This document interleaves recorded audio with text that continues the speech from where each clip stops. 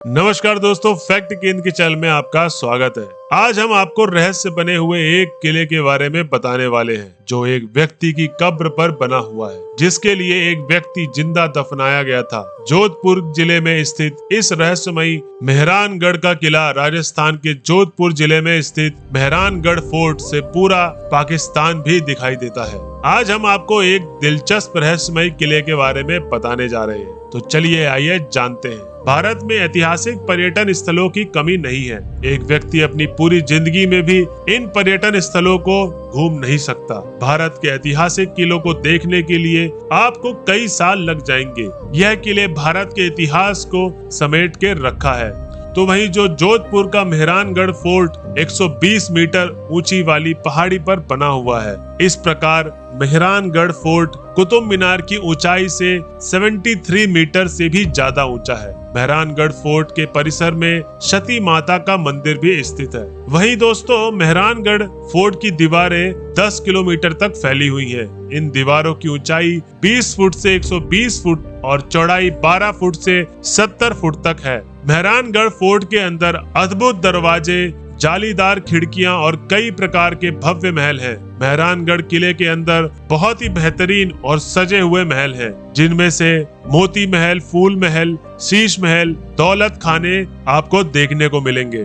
तो दोस्तों, वहीं चलते हैं कि आखिर संत का क्या भयानक श्राप था जिससे मेहरानगढ़ फोर्ट एक रहस्यमय बन गया।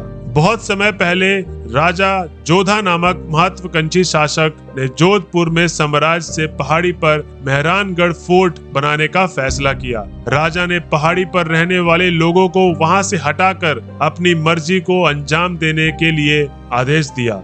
राजा के सिपाहियों ने पहाड़ों से सभी लोगों को हटा दिया। वहीं पर पहाड़ी पर एक वृद्ध संत बाबा रहता था, जिसे लोग चिड़िया वाले बाबा के नाम से जानते थे। राजा के सिपाहियों ने उस वृद्ध संत बाबा को भी वहां से हटा दिया, जिसके बाद संत ने श्राप दिया था कि उसके राज्य में हर बार और बार बार सूखा पड़ता रहेगा। चिड़िया वाले बाबा के श्राप को सुनकर राजा भयभीत और हैरान हो गया और चिड़िया वाले बाबा के चरणों में जाकर गिर गया और माफी मांगने लगा। तब अपने श्राप को वापस लेने में असमर्थ बाबा ने श्राप के असर को कम करने के लिए एक समाधान राजा को बताया। किसी ईमानदार व्यक्ति को अपनी इच्छा शक्ति से दफन होना होगा, उसके बाद ही महेंद्रगढ़ किले का निर्माण संभव होगा। जब राजा प्रजा के बीच रक्षक को खोजने में असफल रहा तो राजाराम मेघवाल नाम का एक व्यक्ति ने अपने जीवन का बलिदान करने का निश्चय किया और सन 1459 में राजाराम मेघवाल को एक शुभ दिन और शुभ स्थान पर जिंदा दफना दिया गया,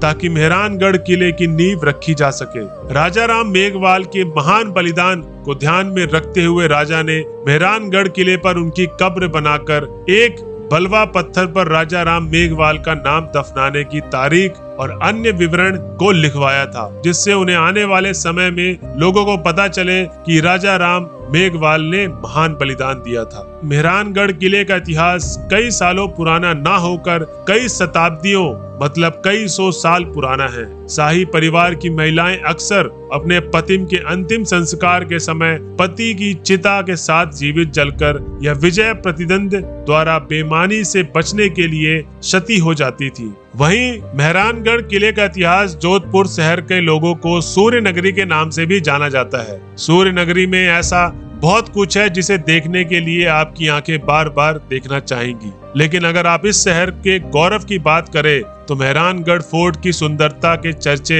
हमारे देश में नहीं बल्कि विदेश में भी चर्चित है। मेहरानगढ़ किले को जोधपुर शहर का शान कहा गया है। मेहरानगढ़ किले को देखने के लिए भारत के साथ साथ विदेश के लोग भी यहाँ आते हैं। वहीं मेहरानगढ़ का किला 120 मीटर की ऊंचाई वाले पहाड़ियों पर बनाया गया। मेहरानगढ़ का किला जोधपुर शहर के हर कोने से देखा जा सकता है। वहीं मेहरानगढ़ किले का एक और रहस्य है जो 1965 में भारत पाकिस्तान लड़ाई के समय सबसे पहले इसको निशाना बनाया गया था। जोधपुर के मेहरानगढ़ किले को एक हिस्से में लाइब्रेरी में बदल दिया गया है, जिसे मेहरानगढ़ म्यूजियम भी कहते हैं। मेहरानगढ़ म्यूजियम में शाही पालकियां, बड़े बड़े कलेक्शन वहां पर शामिल हैं। इस म्यूजियम में 14 कमरे जो शाही हथियारों, गहने और वेशभूषा के साथ हैं। इसके अलावा मोती महल, शीश महल, फूल महल, झांकी महल, चारों कमरे भी हैं। तो दोस्तों, आज के लिए बस इतना ही। आज की जानकारी आपको कैसी लगी प्लीज हमें कमेंट बॉक्स में बताएं, और अगर वीडियो अच्छी लगी हो तो हमारे चैनल को लाइक, सब्सक्राइब करना ना भूलें। आज के लिए इतना ही। धन्यवाद दोस्तों।